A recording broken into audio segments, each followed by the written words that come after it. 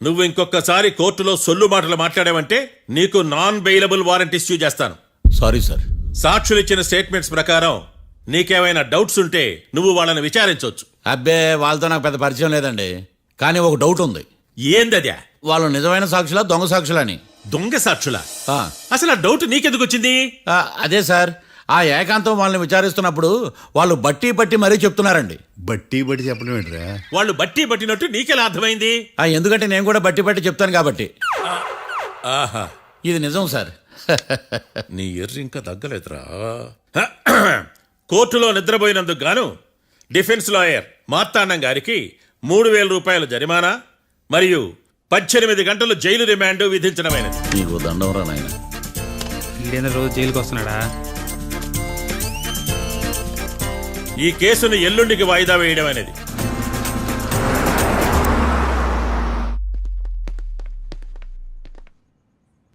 Hi. అర్థమైంది. రాత్రి జైల్లోనే మిమ్మల్ని ఇద్దరిని కలుద్దాం అనుకున్నానయ్యా. కేసు గురించి బాగా స్టడీ చేయటం వలన హాయిగా నిద్ర పట్టేసింది, అందుకే కలవలేకపోయాను. కలిసి ఉండాల్సింది, కస్తీరా కప్పెట్టేసేవాళ్ళం. ఈ కేసులో సాక్ష్యాలు చాలా బలంగా ఉన్నాయ్యా. అవతల ఏకాంతం గాడు వాడి తెలివితేటలతో సాక్షులందరినీ హిప్నటైజ్ చేశాడు. అందువల్ల అందరూ ఒకే పాట పాడుతున్నారు. నేను కూడా అతి తెలివితో ఆలోచించి ఒక నిర్ణయానికి వచ్చాను. మనం సాక్షులను మార్చేద్దాం. మార్చాల్సిన సాక్షుల్ని కాదు, లాయర్ని. What puppies you are talking? Sir, నేను లాయర్ని మార్చాలనుకుంటున్నాను సార్. నువ్వు ఉండు. ఒరే, దొంగ నోట్లు మార్చినట్టు లాయర్లు మార్చడం ఏంట్రా? నో, ఈ మిషన్ ఇంపాసిబుల్ కి నేను ఒప్పుకోను. సార్, ఈ జనరేషన్ లో లాయర్స్ చాలా అప్డేటెడ్ గా ఉన్నారు. మీరగా అవుట్డేటెడ్ గా లేరు. ఒరే, మీ జనరేషన్ లో రామాయణం అంటే కిడ్నాప్ కేసు అని, మహాభారతం అంటే ప్రాపర్టీ కేసు అని భ్రమలో ఉన్నారు. కాస్త ఓపిక ఉండాలరా దేనికైనా. అయినా నేను శంకుస్థాపన చేసిన కేసులో వేరే ఎవడో గృహప్రవేశం చేయడం ఏంటి? ఇది చీటింగ్. ఇది నువ్వు పెట్టే టార్చర్ చీటింగ్ కాక నీకు దండే దండమేడమంటా? ఒరే, నా మాట వినండిరా. ఆ సాక్షులు నేను విచారిస్తాను. నాకు ఒక అవకాశం ఇవ్వండి. జైల్లో ఏం చేస్తున్నారా ఇంత ముందుగా ఉన్నారు? ఒరే, నాకు ఒక అవకాశం ఇవ్వండి. మీ తరపు నేను వాదిస్తాను. డోడ్ పోయేదే ఉంది, మహా అంటే ఇంకో వాయిదా. నువ్వు ఈ కేసులోంచి నువ్వు బయటపడ్డా వేరే చీటింగ్ కేసులో నేను లోపల దోస్తా. ఎప్పుడు వెళ్ళాలి చెప్పు, ఇద్దరం కలిసి వెళ్దాం. నువ్వు ఉండమ్మా, అన్ప్రొఫెషనల్ ఖైదీస్ అని వీళ్ళంతా చూస్తా. నువ్వురా. కళ్యాణ్ ఆ డెసిషన్ తీసుకోవడంలో తప్పులేదురా, కానీ కొత్త లాయర్ అంటే కేసు మళ్ళీ మొదటికొస్తుంది. నువ్వు ఇంకేం చెప్పద్దు. ఇంతవరకు కోర్టులో జరిగిన అవమానం చాలు. ఈ మావయ్య విషయంలో నేను తీసుకున్న రిస్క్ చాలు. వదిలే. అలా మాట్లాడుకు ప్లీజ్. మావే కోసం కాకపోయినా నా కోసం ఒప్పుకోరా ప్లీజ్ రా, ప్లీజ్. ఈ ఒక్కసారికి నా మాట వినరా. ఇష్టాచం తీసుకోపో.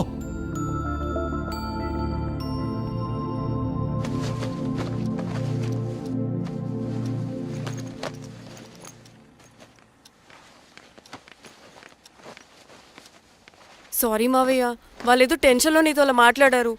వాళ్ళ తరపున నేను నీకు సారీ చెప్తున్నాను. ఈ కేసుని వాదించడానికి రాఖీ కూడా ఒప్పుకున్నాడు మావయ్య. కళ్యాణ్ కొత్త లాయర్ని పెట్టుకున్నా నా కోసం రాఖీ తరపున నువ్వే వాదించు ప్లీజ్ మావయ్య. చాలమ్మా, పెళ్లి చేసుకోకుండా సన్యాసినయ్యాను. ఈ కేసును వాదించి సన్నాసనయ్యాను. ఇక చాలు. నాకు నువ్వు ఒక్కడివే హోప్. ఎలాగైనా ఈ కేసుని వాదించు, రాఖీని రిలీజ్ చేయించు మావయ్య. రాఖీ లేకుండా నేను బ్రతకలేను. మీలాంటి వాళ్ళకి ఎలాంటి వాళ్ళని లవ్ చేయాలో క్లారిటీ లేదు. తొందరపడి ప్రేమించడం, ఆ తర్వాత బాధపడటం.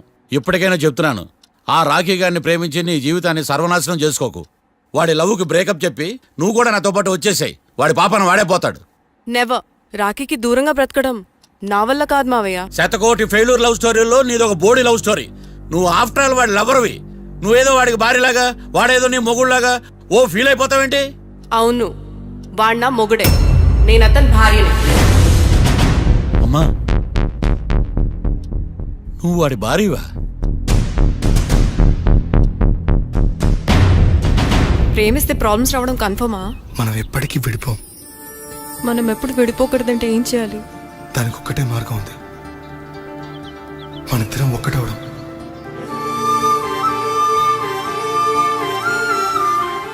నీకు ఇష్టం లేకపోతే వదిలే. మనం ఎప్పుడు ఒకటవుదాం.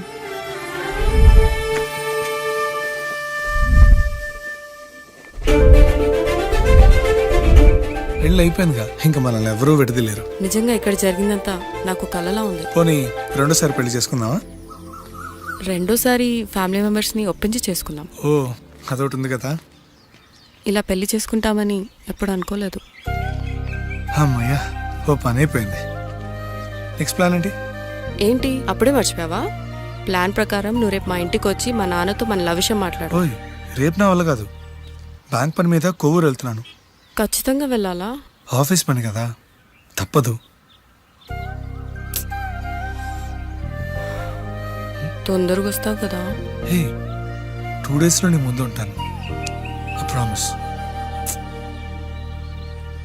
Chill, okay? I'll be back. Till then keep missing me. I love you. పద.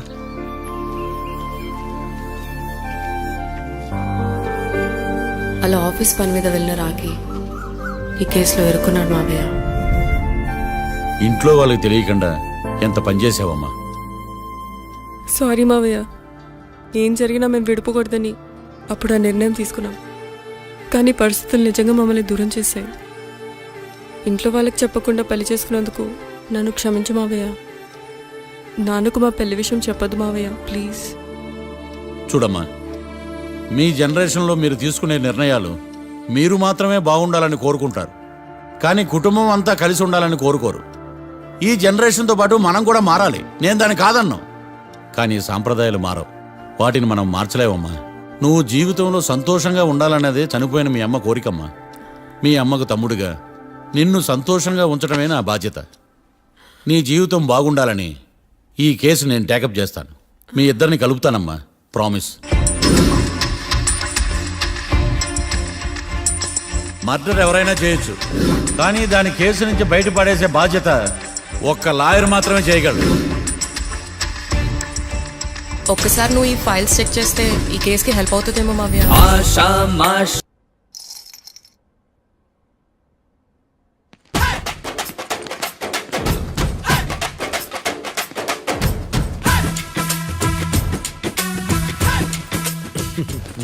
మ్యాటర్ ఏంటి?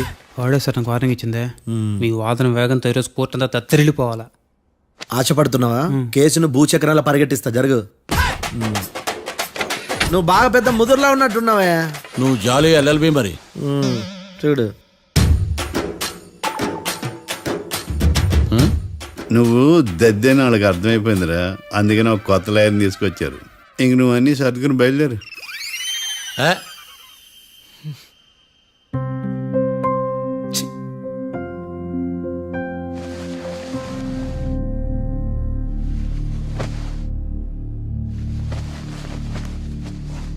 కేసేంటో తెలుసా?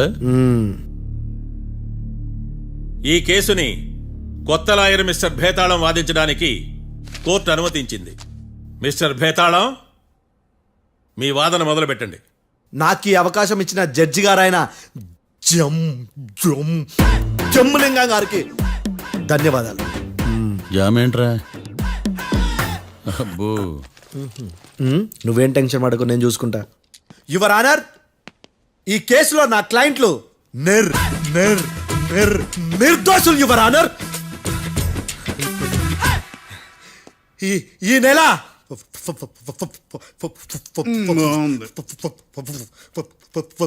ఫోర్త్న కాట్రా సింగ్ అనే వ్యక్తిని మర్డర్ చేశారు యువర్ ఆనర్. నా క్లయింట్స్ కి మర్డర్ కి ఏ సంబంధం లేదు యువర్ ఆనర్.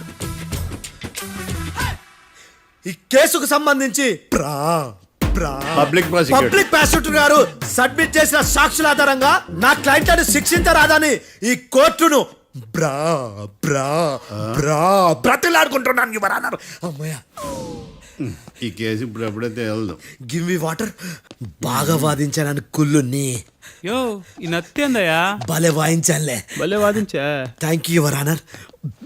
యో, ఏందా వాదించడమా? అంటే కోర్టుకు వచ్చినప్పుడల్లా నాకు నత్తి కొంచెం ఎక్కువైంది. కొంచెం కాదు, కిలోమీటర్ ఉందాడా. నువ్వు టెన్షన్ పెడితే ఇంకా ఎక్కువైంది. ఓ, ఏదో ఒకటి చేసి వాదించవయ్యా. నేను చూసుకుంటా. మీకు ఇలాగే జరగాలి. నేను పరిగెట్టిస్తా.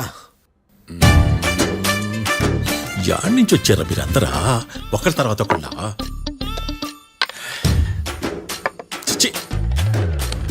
మిస్టర్ భేతాళం, ఎస్ ఇంకా నీ పర్ఫార్మెన్స్ ఏమైనా మిగిలిందా? యువర్ ఆనర్, సాక్షులను క్వశ్చన్ చేయడానికి ఆశపడుతున్నాడు యువర్ ఆనర్. థ్యాంక్ యూ ఆశపడ్డం ఏందయ్యా, అది నీ డ్యూటీ.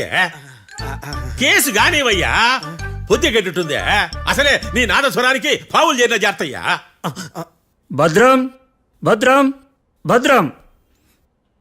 కాపాడు స్వామి. పరిగెట్టిస్తా. Thank you your honour. ఈ దద్దిగాడి కన్నా అది దద్దిగాడే బెటర్. ఈడు కాలికే కజిన్ బ్రదర్లో ఉన్నాడు. చిచి, ఇది నాకు అంటుకునిలా ఉంది. ఇది నీ పేరేంటి? భద్రం సార్. మర్డర్ జరిగిన ఆ టైంలో నువ్వు అక్కడ ఏం పీకుతున్నావు? టిఫిన్ తింటున్నాను సార్. అర్ధరాత్రి ఆ టైంలో టిఫిన్ తింటున్నావు అంటే నువ్వు ఆ రోజు ఏంటి సార్? లంచ్ చేయలేదా అని అడుగుతున్నా. ఓ లంచా? ఆ రోజు మధ్యాహ్నం వద్దులే, ఆ రోజు మధ్యాహ్నం భోజనం చేశాను సార్. నైట్ ఫుడ్ ఏం తీసుకోలేదు. ఓహో, మీరు నా క్లయింట్స్ ని ఎంత దూరం నుంచి చూశారు? 50 అడుగుల దూరం నుంచి చూశాను సార్. అర్ధరాత్రి 50 అడుగుల దూరంలో క్లారిటీగా నా క్లయింట్స్ అని చూసావా? చూశాను సార్. ఓకే, నువ్వు కళ్ళద్దాలు వాడతావా? అప్పుడప్పుడండి. ఏది నీ సోడా బుడ్డి అద్దాలు మా కోర్టు వారికి చూపించు.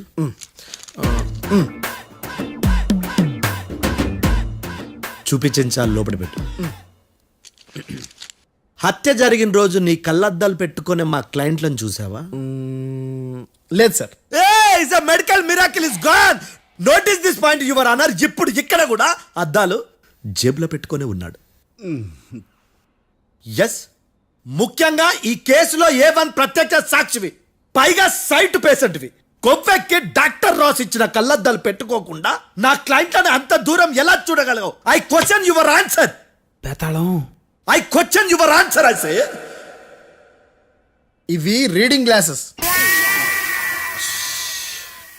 వీడికి కళ్ళు దుబ్బాయని ఎలా ప్రూవ్ చేయలేబా? ఎస్, నా క్లయింట్ చొక్కాల గుండెల కలర్ చెప్పగలవా? ఒకటిది నలుపు, ఇంకొకటిది తెలుపు. నీకు అద్దాలు పెట్టుకుంటేనే సరిగ్గా కనిపించదు.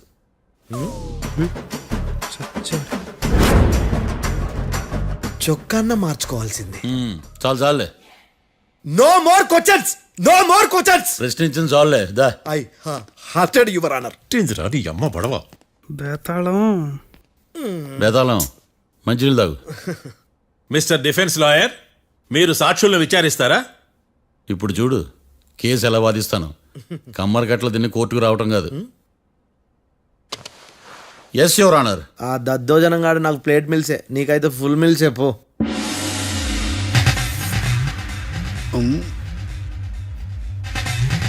ఈ కేసులోని సన్నివేశాలు, పాత్రలు కేవలం కల్పితాలు కావు. ఇప్పుడు నేను వాదించబోయే కేసు ఎక్కడి నుంచి కాపీ కొట్టలేదు. No animals are harmed in this case of investigation. పొగ త్రాగడం, మద్యం సేవించడం ఆరోగ్యానికి హానికరం మరియు ప్రాణాంతకం. Smoking and drinking is injurious to health. It causes cancer.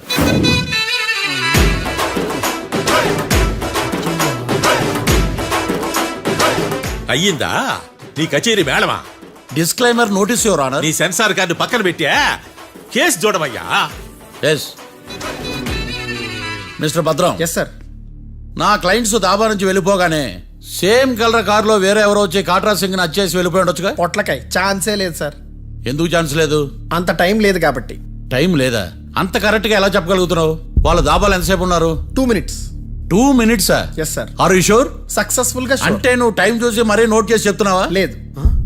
నువ్వు చెప్పిన సాక్ష్యం ప్రకారం నా క్లయింట్స్ దాబాలోకి వచ్చినప్పుడు నువ్వు టిఫిన్ ప్రిపేర్ చేస్తూ ఉన్నావు. ఎమ్ రైట్? Right sir.